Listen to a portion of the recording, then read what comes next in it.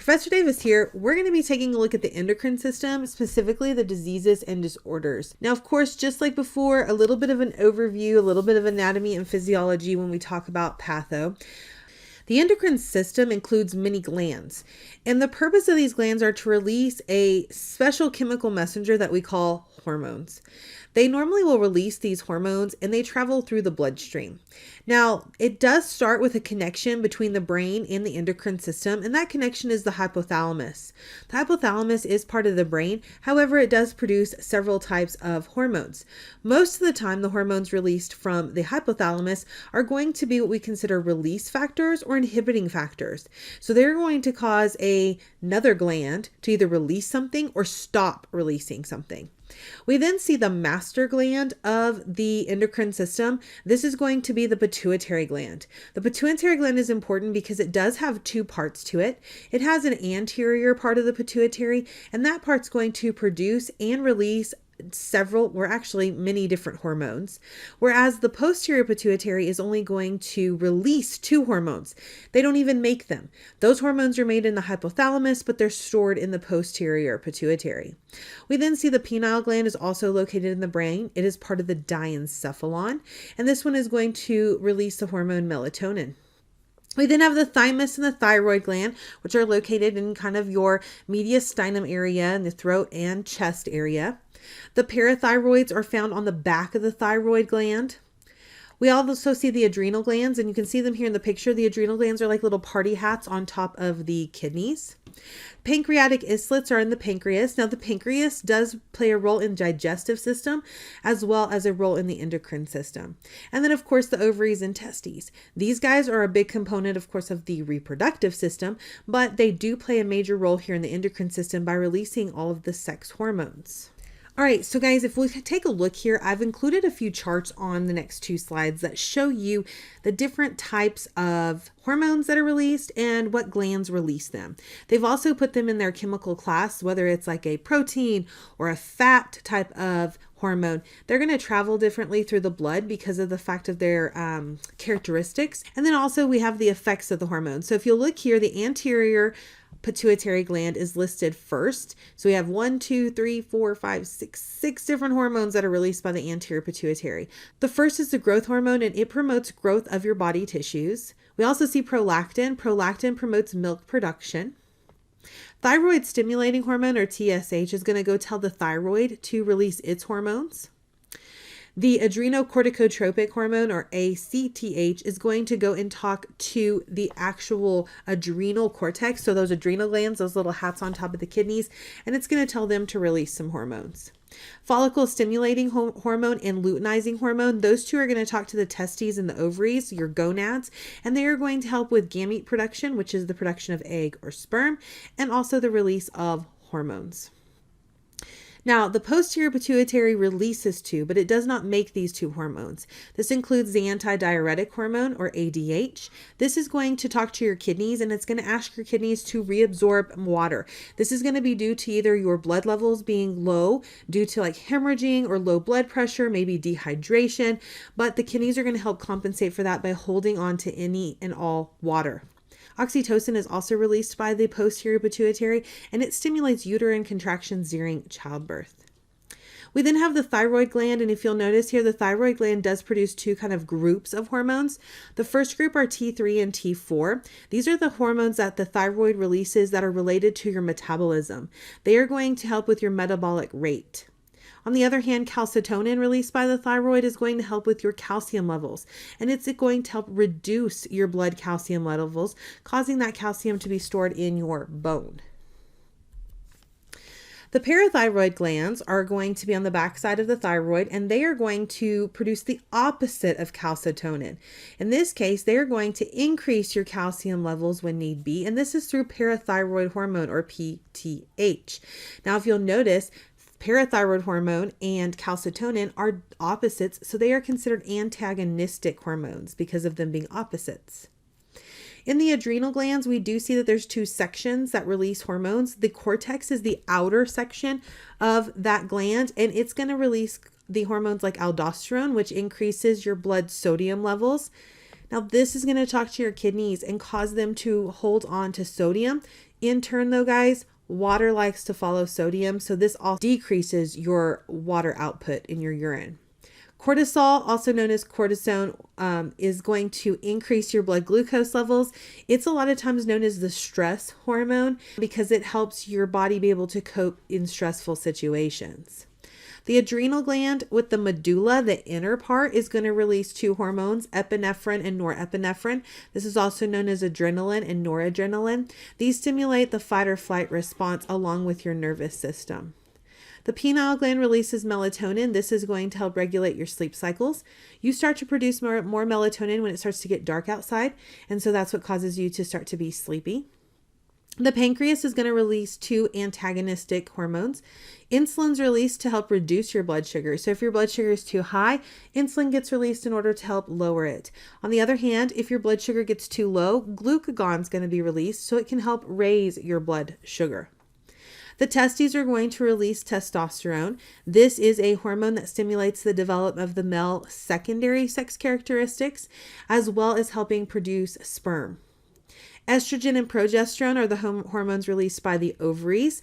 These are going to also help develop the female secondary sex characteristics, and they also help prepare the body for childbirth. They're going to help kind of rule and reign that menstrual cycle in order to allow a woman to potentially carry a child and then, of course, then deliver that child. All right, so guys, when we look at the endocrine system, there are not a lot of common signs and symptoms that we find. So diagnostic tests are also going to be very unique depending on what system or which glands we're looking at. Now, a physical examination can be done on the thyroid and the testes. Those are two that actually can be palpated because your thyroid is right in here, and they can palpate it to see if it is enlarged or smaller than maybe it should be. The testes are the same way because they're located outside the body. All of the other glands of the endocrine system are either too deep or not able to be accessed for an actual physical exam. So we have to rely more on like blood tests and urine tests, looking for those levels of those hormones. CT scans and MRIs can also be done, and these are to help locate tumors or if the organ size has changed. Sometimes when an endocrine gland has been stimulated to produce a ton of a hormone, it actually gets larger. We call that hypertrophy, where it gets larger in size, and that may be detected in a CT scan or MRI. On the other hand, if it's not being utilized enough, it could atrophy and get smaller, again being able to be seen on a CT or MRI. All right, so let's dive into some of these specific types of endocrine system diseases that we have. So we're going to start with the pituitary gland first, because this is kind of like what we call that master hormone, and we want to see what happens when there are issues with that. Now, one of the things that could happen is we could have hyperpituitarism, meaning that the pituitary gland is releasing too many of one or more hormones. Now, if there's an increase in the activity of that pituitary gland, there's normally going to be an oversecretion that eventually is going to affect growth hormone. Now, growth hormone, if it's released in large amounts, it can lead to excessive growth of bones and tissues. Now, if this occurs before puberty in children, we see the result is what we call gigantism. So the child just continues to grow, and as those levels are high continuously, it does not allow those growth plates to close up like they're supposed to. So the individual becomes very large in size. On the other hand, if the excessive amounts of human growth hormone are starting to be released after they are an adult, this means the growth plates on their bones are already closed. So it's not going to cause gigantism, it's going to cause something called acromegaly. Acromegaly is going to affect more of the small bones, specifically in the hands, feet, and face, and it causes them to enlarge and get thicker than they are supposed to. So it actually starts to change the physical appearance of the individual, especially in their face. What can cause this when we talk about hyperpituitarism? A lot of times it's the most common cause is actually a benign pituitary tumor. And the main type of treatment is to actually remove this tumor. The problem is a lot of times it does grow back. So we may give drug therapy to help reduce the secretion of a lot of these different hormones or to counteract them. Now, hypopituitarism is going to be different, and we have to be careful because some of the medications we give, or if surgical removal of the pituitary gland or damage to the pituitary gland occurs, it could cause the patient to not release these hormones at all. And that leads to the next thing that we'll talk about. So hypopituitarism is an abnormal decrease in the activity, and this could be due to a tumor or trauma, but we do see that it could be due to actual surgical intervention or drug intervention that is kind of like a accidental byproduct of that treatment of hyperpituitarism. So some of the traumas that could potentially cause hypopituitarism are things like a stroke. We also see different kinds of radiation, head traumas or injuries, and even some what we would consider brain type infections or surgeries. Now, symptoms most of the time when we're looking at hypo here, because it's low amounts, we're not producing enough of the human growth hormone, and so dwarfism may be a result. Abnormality in secondary sex characteristics could also be affected because of that follicle stimulating hormone or luteinizing hormone not being released like it should. Amenorrhea and infertility can happen in female adults due to the lack of those hormones. Lower testosterone levels, decreased libido, loss of facial and body hair in adult males may occur. So the consequence for the male or female a lot of times is going to be related to those secondary sex characteristics or directly related to their reproductive processes. Now, diagnosis of pituitary function, whether it's hypo or hyper, are going to be done with blood tests. Again, treatment a lot of times is going to be based on the problem, and we may do hormone replacement. We may have to just do some monitoring, and it's important to monitor even if they're doing hormone replacement. And a lot of times this will happen every 6 months with some blood work because adjustments might need to be made on the levels of those hormones. Okay, so they've got to keep a close eye on this because any little tweak or change in the body could affect the dosage of hormone medication that may need to be given. All right, so our next one that we're going to talk about is diabetes insipidus. Now, when you hear the term diabetes, you're probably thinking more about diabetes mellitus, which is what we would call somebody who has abnormal blood sugars. But guys, diabetes, the term is a general term meaning passing through. So diabetes insipidus is going to be where there is a defect most of the time in either the pituitary gland or a defect in the kidney tubules. And this can be directly related to the release of the hormone antidiuretic hormone or ADH. It's also known as vasopressin. Now, symptoms that occur with diabetes insipidus are going to be excessive polyuria, meaning they produce large amounts of urine. This means they could be urinating 2 to 15 gallons of urine in a 24-hour period. That's a lot. On the other hand, we also see that there's polydipsia. Polydipsia is going to be where you have this increased drinking that is going to happen, and this is due to try to help overcome the dehydration that occurs from the polyuria. We also see that because we're losing so much water through the kidneys, that it causes hypotension to occur, low blood pressures. This can also lead to dizziness and even constipation, because what the intestines is going to try to do is going to help by replacing what water they can, which compacts the feces even more and causes the individual to be constipated. So how do we diagnose somebody with a diabetes insipidus? Well, a lot of times we do a urine analysis. The urine being very dilute over and over again, especially when we've done a type of water restriction test where we want to see how much water they've taken in, or we monitor and restrict it and they're still producing lots of urine. This tells us that this hormone cycle is not working. The main type of treatment that we see with diabetes insipidus is going to be administration of the actual drug, the vasopressin or the ADH, and medications that lower the urine output in order to help maintain fluids and decrease the chance of dehydration. Now, the next set of diseases we're going to look at are the ones related to the thyroid gland. Now, the thyroid gland is a butterfly type gland that's in the throat region, and it does, again, help maintain your metabolism for the most part. So if we look at hyperthyroidism, this is where the thyroid gland is secreting excessive amounts of specifically thyroxine. Now, this is one of those T3, T4 types of hormones that we produce. Now, T3, guys, is the smaller, and it's the one that we actually find more used by your cells. And so in the bloodstream, it should be in a lower amount. However, the T4 is a little larger, and we should have larger amounts in our blood. But if T3 is not being produced like it should, T4 gets used up faster. This causes the body to then make more and more of it. And this is that hyperthyroidism. The cause could be due to a tumor on the actual thyroid gland. It could be hereditary, like it runs in the family. Excessive intake of iodine could also cause issues because your thyroid, in order to make T3 and T4, requires iodine. And it has to do a process called iodine trapping. The problem is if you have too much, then it thinks it needs to make all of that iodine into T3 and T4. Excessive thyroid hormone medication could be causing the problem, as well as even a lot of release of the TSH, the thyroid stimulating hormone from your brain. So Graves' disease is actually the most common cause, and Graves' disease is an autoimmune condition. This is where the immune system actually attacks the thyroid, and the thyroid thinks it's being stimulated to make more of the T3 and T4. This is more common in young women than it is in men.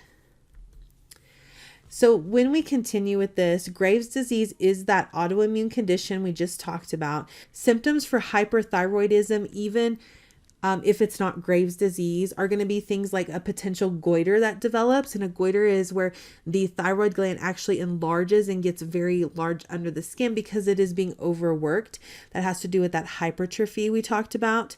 The patient will start to develop tachycardia, increased heart rate, nervousness because the nervous system is being overstimulated, hyperactivity. The muscles will start to become weakened due to being tired, so they'll feel weakness.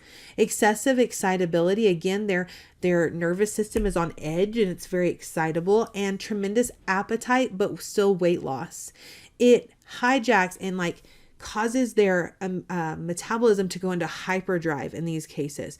And so they're almost like a bottomless pit. They can eat and eat and eat, and they don't gain any weight. They actually are still losing weight. Now, some other symptoms also include things like diarrhea, high heat production. So they produce a lot of heat due to all of the chemical reactions happening in their body. And this causes their skin to also be very moist. We also see that they have extreme thirst. They're thirsty all the time. Exophthalmos also occurs, and this is actually, I'm going to go back to this. This is the picture you see here, which is going to be abnormal protrusion of the eyes due to excessive kind of fluid and stuff that ends up behind them, and so it causes protrusion to occur. And a problem with this one symptom is a lot of times it does not go back to normal even after successful treatment. Now, what are some of the treatments that we see for hyperthyroidism? Well, medication may be one of the main treatments to help counteract all of the T3 and T4 going through the system. There may also need to be radiation and surgery, especially if it deals with a type of tumor. We may have to actually take out the thyroid altogether. If that's the case, hormone replacement will be needed, and it will be needed for the rest of that person's life. Now, we do see that sudden exacerbations of these symptoms in a patient can actually cause what they call a thyroid storm. Those are very life-threatening, and they need emergency intervention for that patient in order to calm everything back down. And so that's why some of these treatments are pretty extreme in taking that thyroid out altogether, and then we put them on the hormone replacement so that we can monitor that a little bit closer. The next one is known as a simple goiter. Now, a goiter can happen even if the patient does not have hyperthyroidism. It is an enlargement of the thyroid, and this could be due to a family history. It could be that you eat these goiterogenic foods are going to inhibit thyroid hormones, and these include foods like soy, peanuts, peaches, spinach, turnips, cabbage, Brussels sprouts, seaweed, and millet. And these particular types of food have large amounts of this, and if you're eating them consistently and constantly, it could cause potential issues. You also could have an iodine deficiency. Now, this is rare in the United States because we use iodinized table salt. The table salt that we use has iodine added to it, and so because of that, we do not see an issue with this most of the time in the US, but you will see it a lot of times in other countries. Now, the symptoms, because the body is trying to overcome and trap the iodine more, or it's being overworked, we see that the thyroid is going to become enlarged. It may be asymptomatic until the gland is quite large and you can actually see it protruding like you see in this particular picture. One of the main issues or complications that can come from this, the enlargement of the thyroid, is due to pressure on the trachea and esophagus, which run right behind it. So it could cause the patient to have difficulty swallowing and even breathing. This is more common in females, and treatment is going to be potassium iodide followed by iodine in the diet, making sure they do have enough iodine in their diet. And they may have to have this surgically removed or reduced in size in order to decrease what we call dysphagia, which is the inability or difficulty to swallow, and dyspnea, which is difficulty breathing. All right, so now let's look at the opposite. So these were when the thyroids were overactive. Here's where the thyroid is underactive. Hypothyroidism is a decrease in thyroxine. Okay, and so again, this is specifically the T4, but we have a decrease in these thyroid T3, T4 types of hormones.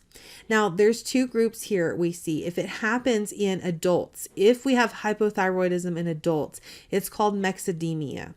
But if it's congenital hypothyroidism, meaning the child was born with it, it's called cretinism. Now, cretinism is going to be seen in some of the symptoms that you see here in this picture. Now, with this, we do see that this happens when we talk about myxedemia in adults. It's going to be seen more in middle-aged women. Okay, so when we see the hypothyroidism in adults, women are more at risk and those of middle age. The congenital hypothyroidism is rare in the US because a lot of times it's due to the iodine deficiencies that a mother deals with during pregnancy. And again, we have our table salt that helps us overcome this. So symptoms include fatigue, sensitivity to cold temperatures, thin nails and brittle hair, and excessive weight gain. A lot of times the patient also feels really sluggish, and this is physically and mentally. Now, this could be caused by an autoimmune disease, and if it is, it's called Hashimoto's disease. Hashimoto's disease is destruction of the actual thyroid gland. So the immune system is destroying the gland, causing it to not produce enough T3, T4. Now, diagnosis, we're going to do blood work looking for the hormone in the blood, and treatment is going to be mostly hormone replacement. Now, we may also have to remove, again, the thyroid if it's not functional, and use those hormone replacement drugs in order to monitor and make sure the hormones stay within a normal range. Now, parathyroid gland disease, we need to look at this because the parathyroid helps monitor your calcium levels. And blood calcium levels are really important because they help in a lot of different areas like blood clotting, muscle contractions, and even heart function. So hyperparathyroidism is overproduction of the parathyroid hormone. And this can be done by one or all four parathyroid glands. This is normally caused by a type of glandular tumor. Now, hyperparathyroidism causes hypercalcemia. This leads to potentially the development of kidney stones because the kidneys are filtering out this large level of calcium out of the blood, and it can cause a buildup to occur, creating stones. It also causes the bones to be weak because we're not storing the calcium in the bones like we should, and we are depleting them. We're taking a bunch of calcium out, which can weaken them. This can actually cause pathologic fractures where the bones will actually be more brittle and break. And it can cause hyperactivity of the heart. This can lead to irregular heartbeat rates and beats, which we call arrhythmias. Diagnosis is through blood tests. Treatment, we've got to treat the direct cause. So if it's due to a tumor, we need to remove the tumor. Diuretics, in the case of urine output, may need to be needed, and we may need to limit their dietary intake of calcium. The prognosis can be pretty good for hyperparathyroidism if we use the proper treatments available. On the other hand, we have what we call hypoparathyroidism. This is a decrease in the parathyroid hormone. This leads to low blood calcium levels.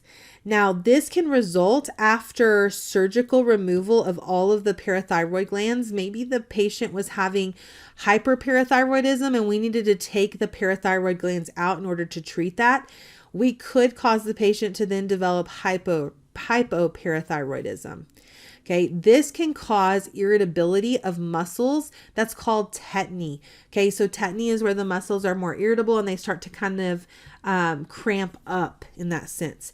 A lot of times these cramps or uncontrolled contractions are going to be seen more in the face and hands.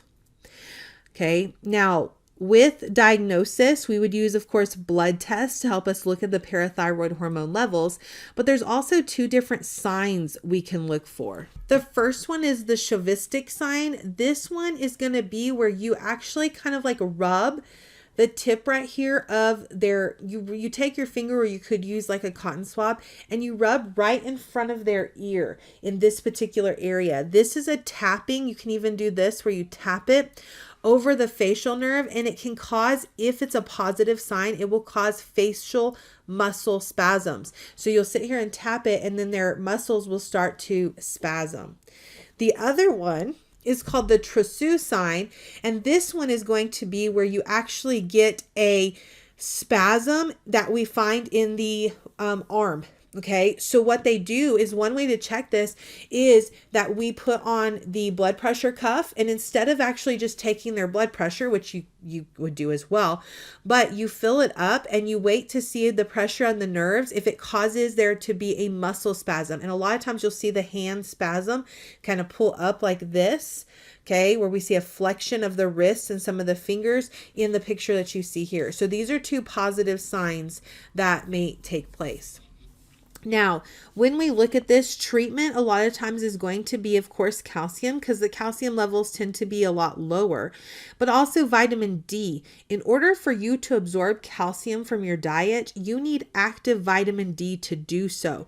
And so this is why a lot of times if you're told to take extra calcium, vitamin D will also be prescribed, because you need both. Okay, because it controls that absorption of the calcium through your GI tract. All right, so now let's switch gears a little bit and let's talk about the adrenal gland diseases. With the adrenal glands, they're also known as the suprarenals. They have two distinct parts, like discussed earlier. We have the inner and outer. The inner is going to be the medulla, and it releases epinephrine and norepinephrine for fight or flight type of outcomes.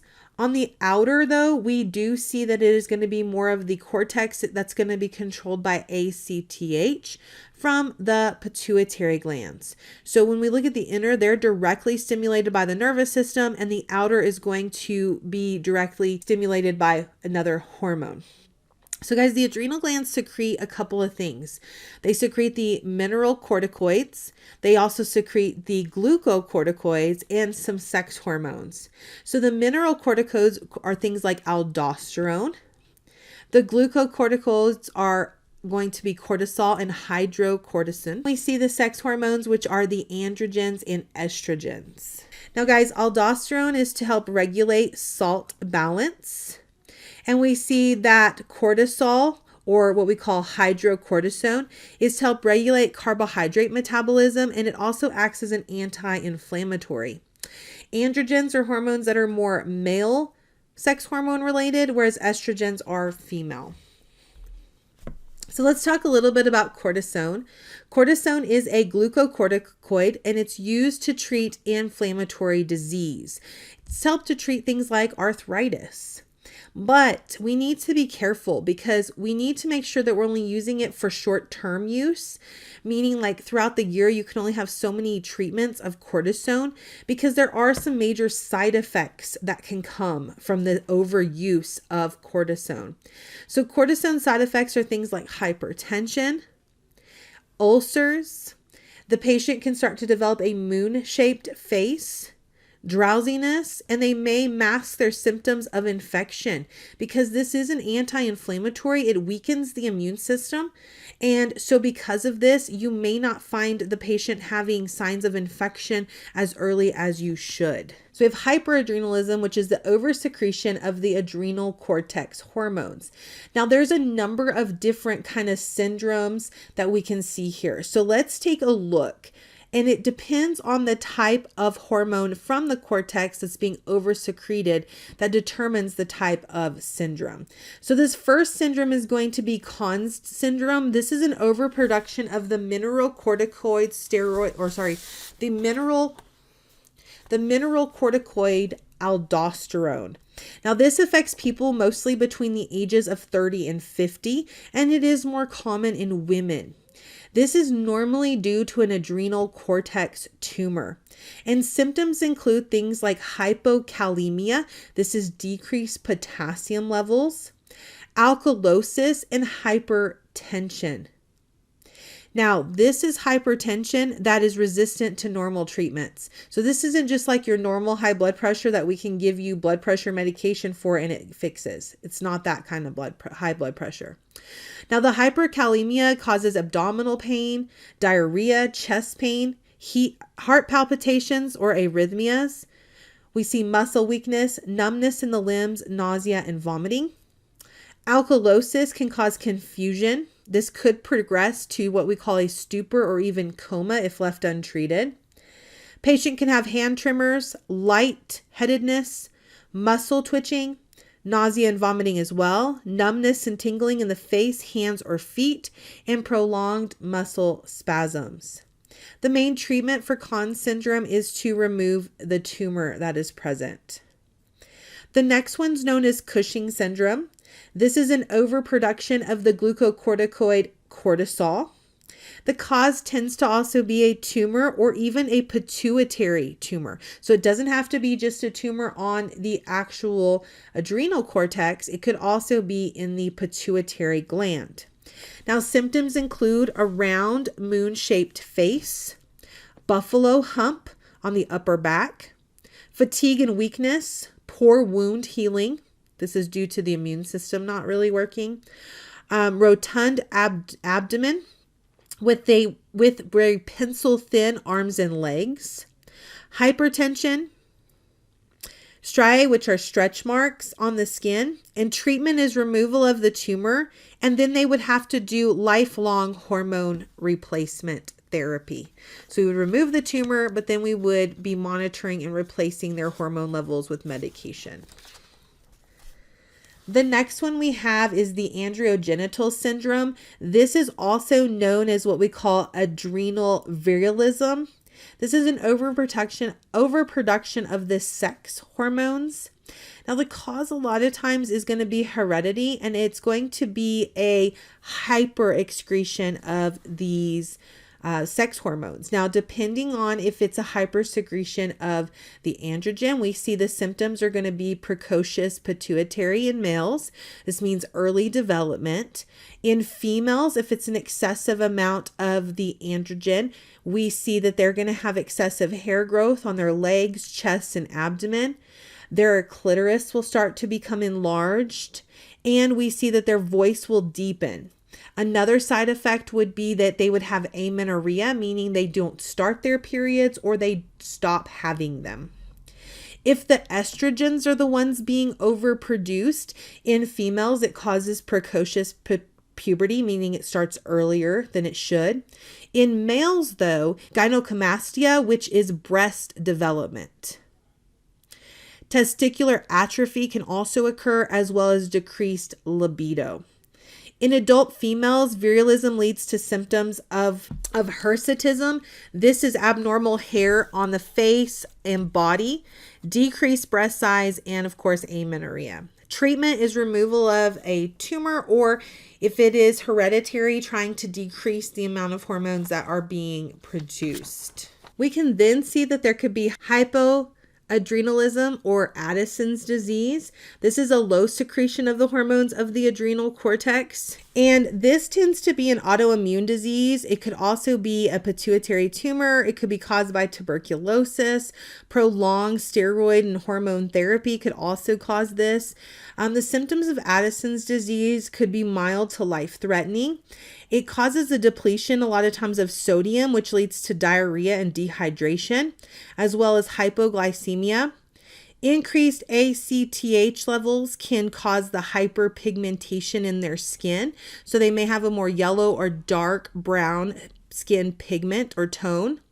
Treatment for Addison's disease is a combo of hormone replacement therapy. All right, so this ends part 1 of the endocrine system disorders and diseases.